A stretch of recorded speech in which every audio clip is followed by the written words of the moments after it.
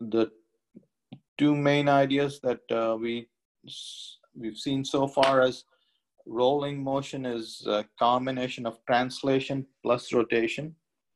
And then we saw Newton's second law. And then we saw Newton's second law for rotational motion. And the general equation was torque is del time rate of change of angular momentum. And if I is constant, then this equation will reduce to I times alpha, okay? So this was the parallel of force equal to dP by dt. And if mass is constant, then F is equal to ma, okay? And so that's what we've seen so far. Now let's do some applications for some fun projects. Okay, some fun objects. Okay, so here's a gyroscope. Okay, so for instance, you can do this with a bicycle wheel as well.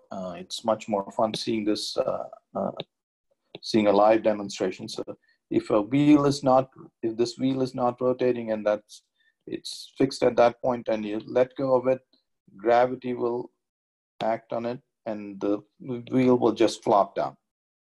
Now, on the other hand, if you give the wheel a spin, now the effect of the gravitational force is, if you calculate the torque of this force about that axis, the torque is in this direction. There's the torque, the green torque. And if the wheel has a spin, then it has an angular momentum in this direction, and angular momentum will change in that direction. So what all that means is, okay, so if the wheel doesn't have a spin, you let go of it, gravity just topples it over. But if the wheel has a spin, the effect of gravity is to make the wheel precess, and the wheel will precess. Okay, so it won't fall down, but it'll precess like that. Okay, and so it's actually pretty amazing to see. So, and we'll give you an expression for the precession velocity. Okay, so let's oops.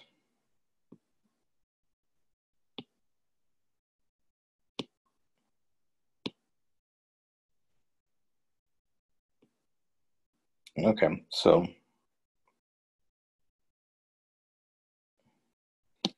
the precession velocity, so this slide shows you this.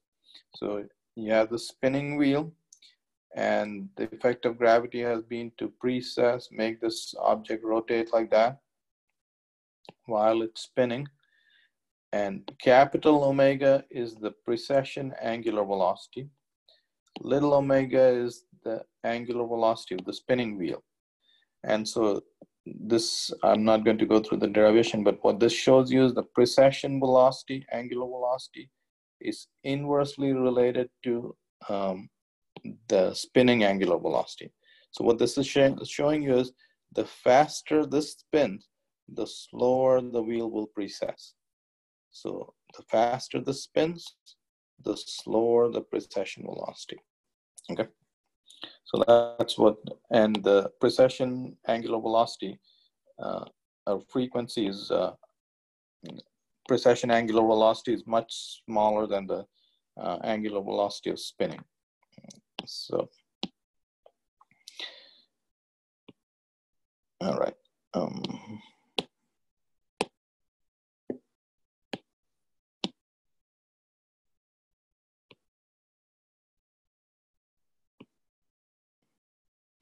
Okay, so here's the same idea applied to a top. Here's the top, there's the force of gravity. And if the top were not spinning, the force of gravity would just topple it over. And if when it spins, the force of gravity, the torque of the force of gravity makes the top precess. And that's what this is shown. So there's the axis of the cone, the axis of spin, which transcribes a cone as the object precesses. Okay.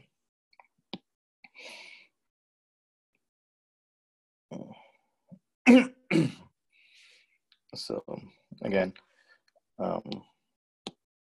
so here's the top spinning, there's the angular momentum of the top, and the torque of this force about that point is in this direction, and so the change in angular momentum is also in this direction.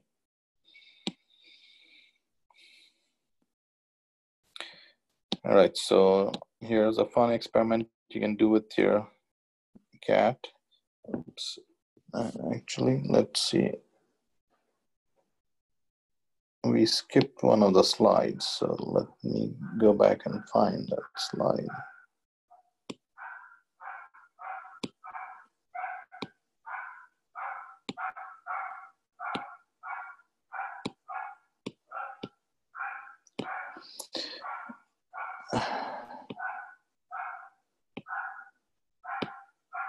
Okay, I have to pause a second. My dogs are barking, so I got to put them in their cage.